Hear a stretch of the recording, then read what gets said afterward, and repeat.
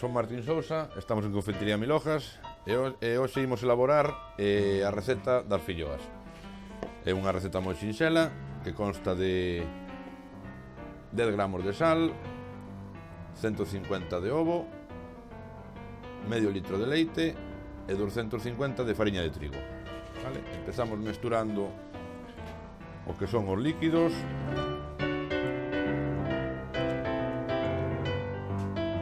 O ovo xa temos batido para non facer moito ruido e botamos o sal tamén. Mesturamos un pouquiño.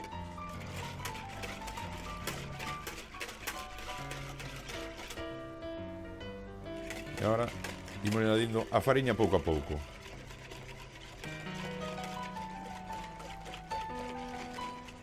Que quede ben mezclado, ainda que despois colaremos o que é a masa, pero que quede ben mesturado agora.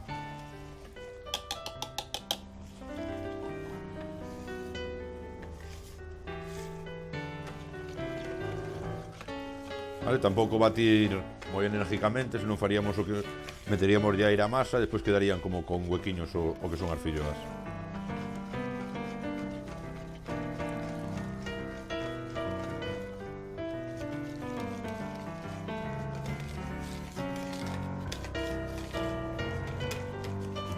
Vale? E agora xa temos e imos a colala.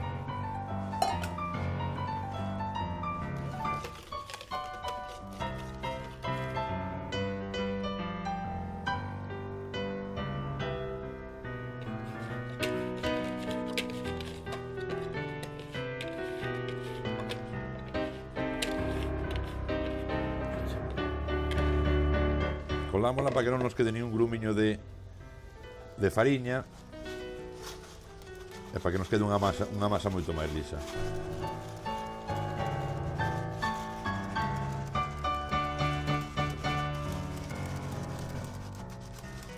Ahora xa o temos colado e deixaríamoslo reposar un pouquiño, vale? Unha media hora ou así é suficiente. Xa tenemos aquí el chiringuito montado e vamos a empezar a hacer las filloas. Xa temos a masa xa reposada, un pouquiño reposada, e vamos a empezar a facer as filloas. Untamos un pouquiño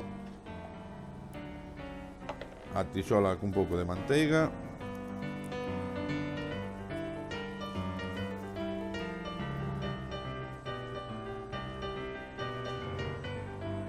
E vamos a empezar a botar.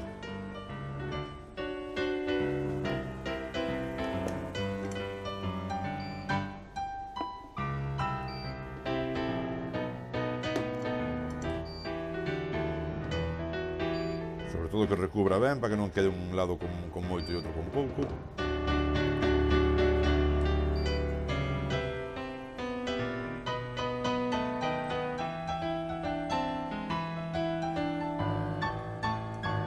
E cando vamos vendo que polo medio secando un pouco, damos a volta.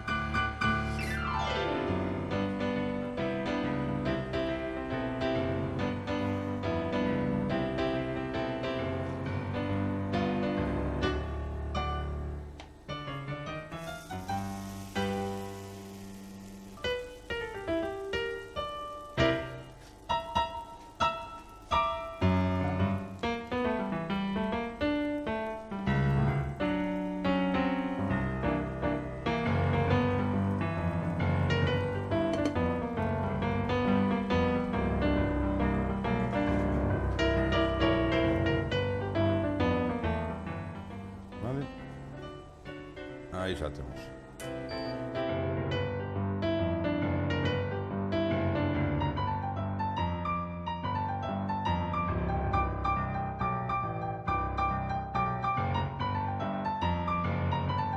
Pois imos ca última filloa.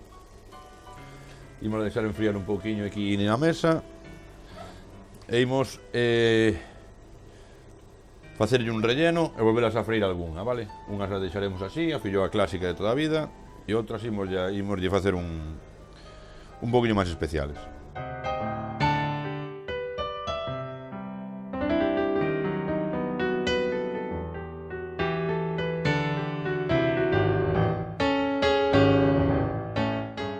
pastelera, unha receta normal de crema pastelera.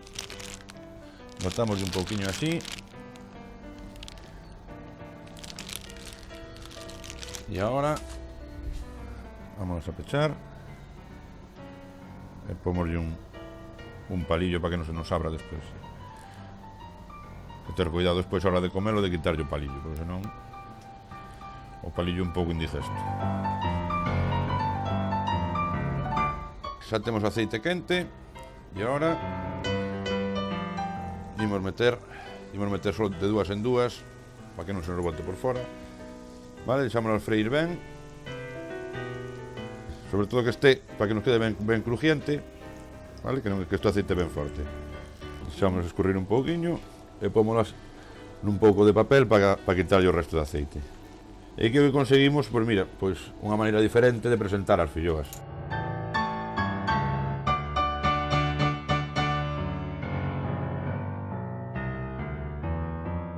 E así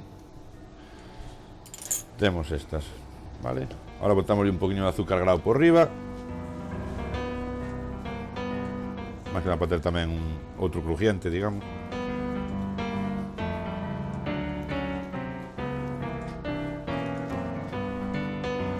E xa estaríamos listas para comer. Bo proveito.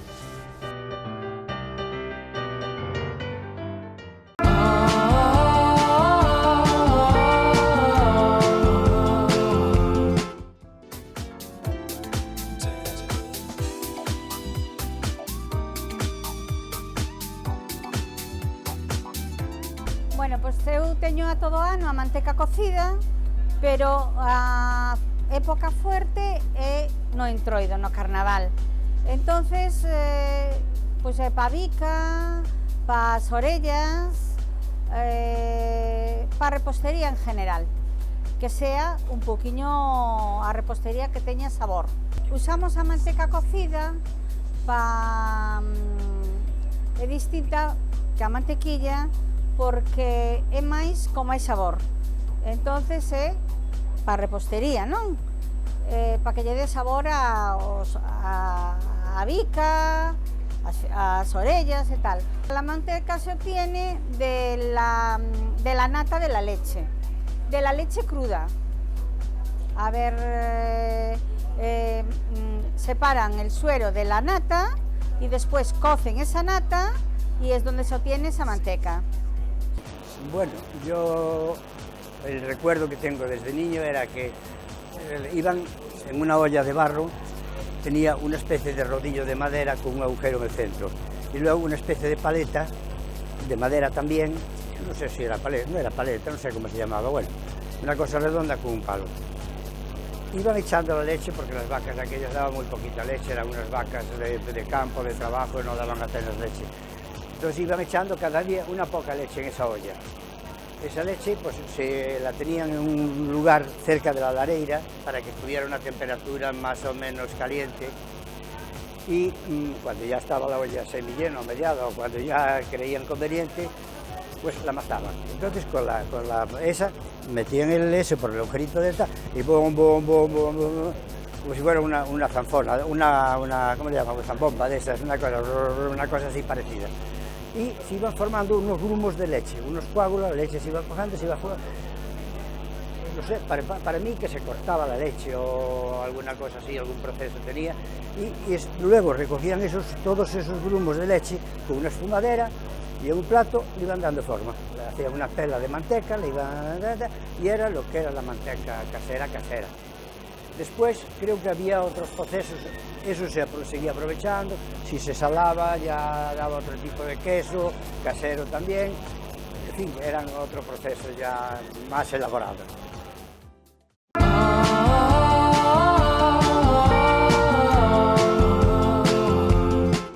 Hola, soy Manel de Carne Carmilucho y hoy os vamos a enseñar el despiece de una canal de ternera. Aquí veis media canal de ternera que nosotros en el matadero nos la diferencian como el cuarto delantero y el cuarto trasero. El cuarto delantero lo comprendería la pierna y el chuletero. Y el cuarto trasero sería la falda o costillar, la aguja de ternera o lo que sería el pescuezo de ternero o la mano de ternero. Hoy concretamente vamos a hablar de la pierna de ternero y de sus cortes. La pierna aquí la veis.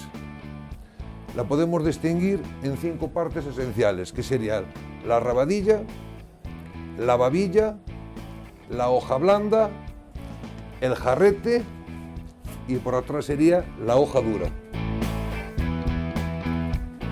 Hoy concretamente vamos a hablar de la pierna, de sus cortes y sobre todo para que lo sepáis diferenciar en el supermercado, de qué partes salen y sobre todo una pequeña recomendación mía para que mejor las podéis utilizar. Como os dije en la cámara, aquí tenéis las 5 partes las que se componen la pierna. La rabadilla, la babilla, la hoja blanda, la hoja dura y el jarrete. Hoy en concreto vamos a hablar de la rabadilla, el corte reina de la pierna, donde todas las amas de casa suspiran por ella. Aquí en Orense la conocemos como cubada. Después su nombre común sería o cadera o rabadilla. Y después ya si vamos aquí mismo en Galicia, en las zonas de la costa, se le conoce como croca. Entonces, ahora mismo nos están demandando mucho lo que se conoce como el rabillo de la cadera, que sería este. Una carne súper tierna que nos valdría para todo, para guisar, para asar entera o incluso para hacer escalopines pequeños. Y hoy también lo vemos mucho en los restaurantes, una carne que le llaman la picaña, que a mí mucha gente me pregunta ¿qué es eso de la picaña? Pues la picaña es una parte también que se podía sacar de aquí de la cadera, como veis muy fácil de quitar y que está teniendo muchísima demanda también en muchos restaurantes, y nos la están pidiendo muchos restaurantes. Y esta sería la picaña. Picaña, estamos hablando de ternera lechal. Y aquí le tenéis una picaña que también hacen escalopines o se puede mechar y está muy rica también a la brasa. Y aquí nos quedaría la parte central de la rabadilla. Y de aquí sí que serían los filetes los más tiernos que a lo mejor tiene el ternero. Su corte, que es muy importante decir a la gente, se debe cortar siempre empezando por la parte fea y ya se van acortando según la medida que los quiere la clienta. Yo aconsejo que los filetes se deben hacer un pelín gruesos, vuelta y vuelta.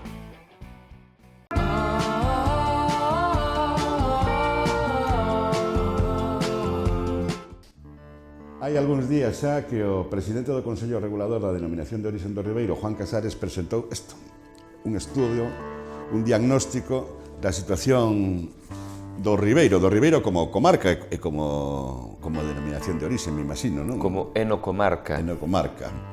Bueno, así, a mí que lle botei unha ollada por enriba, hubo datos que me pareceron interesantísimos. Cal foi, bueno, supoño que como home que está metido no hallo, algunhas cousas xa non lle sorprenderían, pero cales son os elementos fundamentais que definen ese estudio, que diagnostican? Ben, acabas de dicir algo que evidentemente é certo. Moitas das conclusións deste traballo non sorprenderon, porque xa eran intuídos. Precisamente esa intuición foi, de alguna maneira, o motor que nos me levou a plantexar este estudio.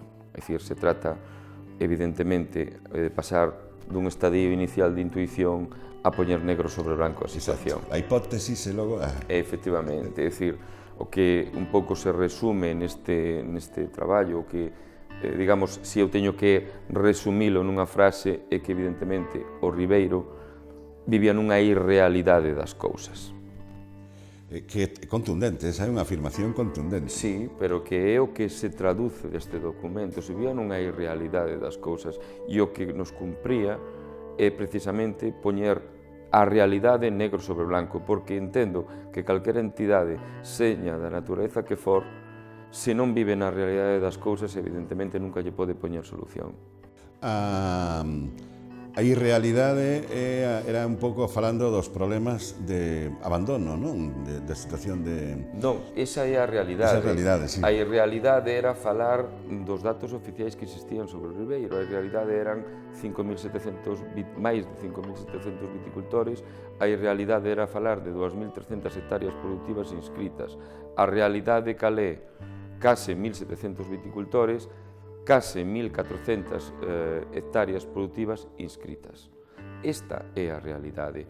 A realidade é que o Ribeiro si avanzou moitísimo en cuanto un dos obxectivos que se habían proposto hai 25 anos, que era ir substituindo pouco a pouco, digamos, certas variedades por castes.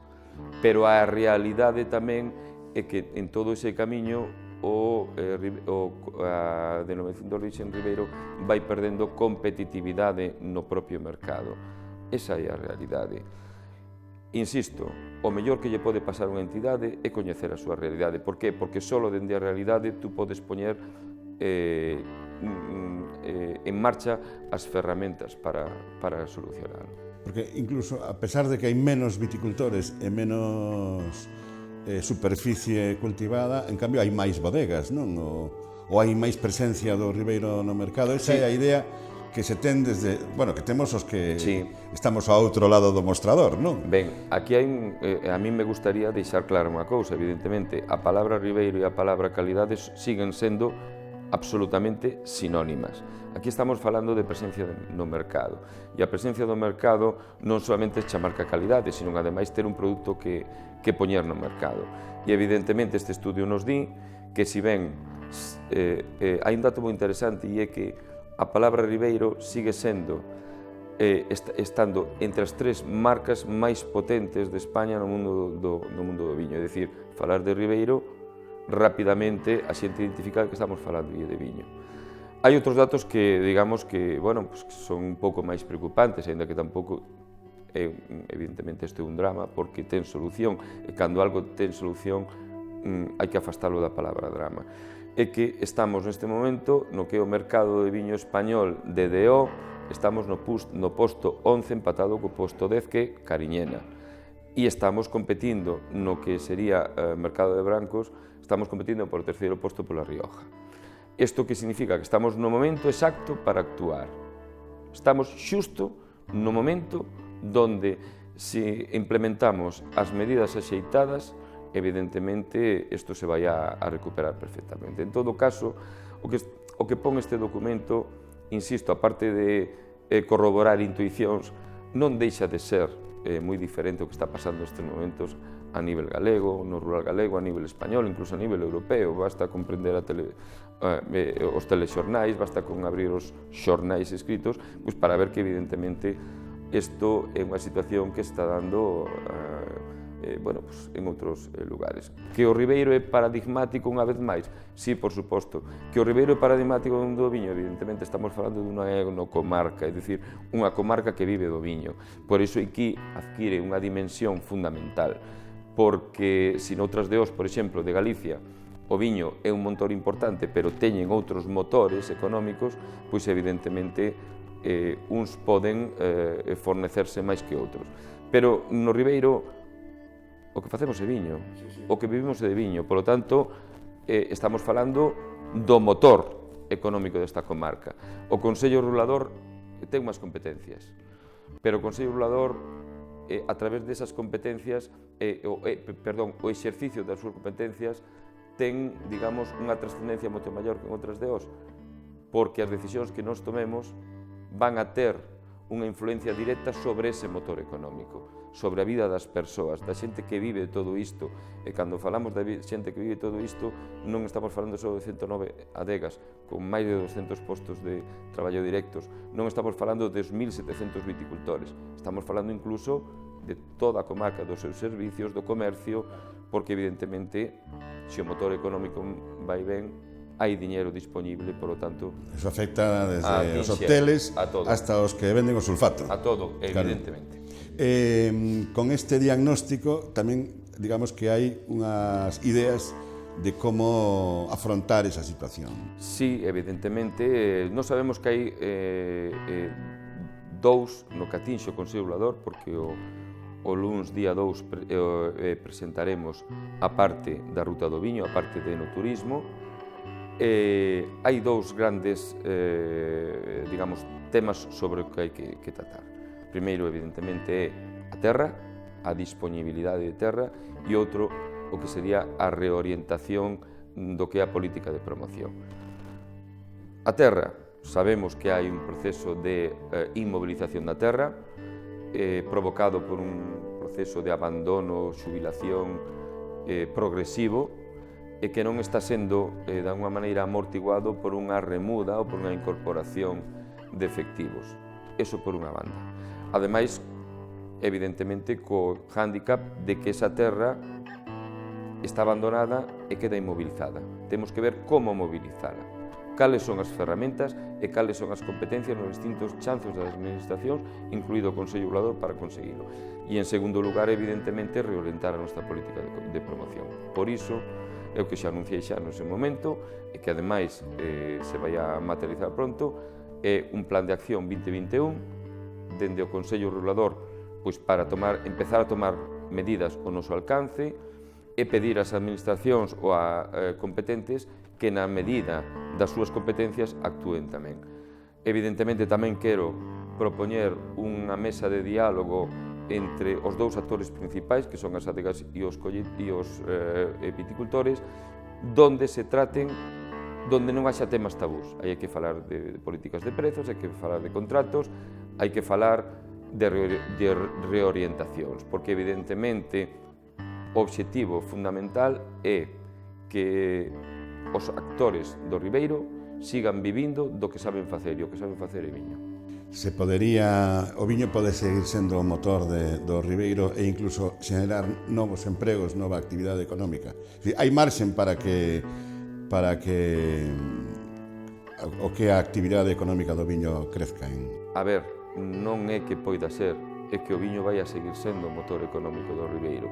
O único que temos que facer, evidentemente, é implementar unha serie de medidas e ver en que ou cales son as posibilidades, insisto, dos distintos chazos da administración, incluindo o Consello Regulador como axente vertebrador e cohesionador do territorio, poden poñer encima da mesa pois para que, evidentemente, non solamente siga sendo motor económico, sino que salga moito máis reforzado. Pois, Juan, moitísimas gracias por darnos estas explicaciones e, sobre todo, supoño que tenían que agradecerte no Ribeiro tomar a decisión de facer este estudio e presentar este diagnóstico. Bueno, estamos a tempo. Eu non creo que seña unha cuestión de agradecemento, sino unha cuestión de responsabilidade. Evidentemente, son formas de plantexar estar nos sitios. Eu me lembro cando fui á universidade, alguén me dixo: mira que hai 2 conceptos que son diferentes. Un é que ti pases pola universidade e outro é que a universidade pase por ti. Eu o que intento é compaxinar os 2. Moitas gracias, entón. Moitas gracias a vos.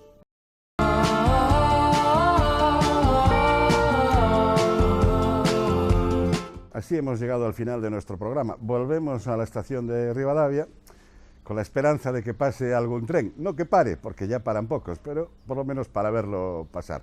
Nosotros volveremos como siempre la semana que viene y lo haremos con más cosas de comer. Gracias por acompañarnos y hasta entonces.